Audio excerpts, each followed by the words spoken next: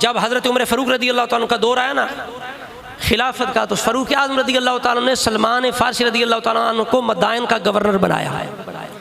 Madain की गवर्नरी अता फरमाई सलमान फ़ारसी को हज़रत उमर ने। और आए लोग कहते हैं माज़अल्लाह अस्तग़फ़िरुल्लाह, ये उसूल काफ़ी के अंदर, जिस तरह हमारी बुखारी है रफ़ज़ियों की उसूल काफ़ी है, उसके अंदर उन्हें वाज़ेह लिखा है, वो कहते हैं कि माज़अल्लाह जब रसूलुल्लाह दुनिया से रुखसत हुए ना, तो 3-4 सहाबा इस्लाम पे कायम रहे, बाकी सारे इस्लाम से फिर गए।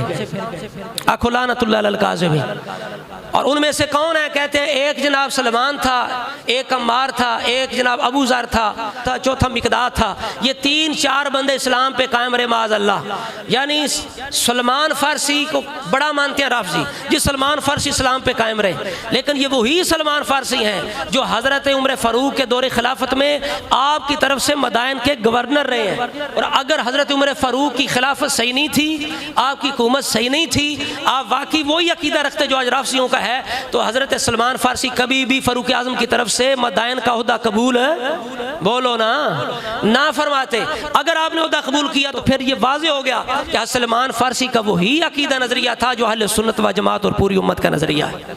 तो यही वजह सलमान फ़ारसी फ़ारूक आज़म की तरफ से मदाइन के गवर्नर थे और इतने सादे थे, इतने कनात पसंद थे।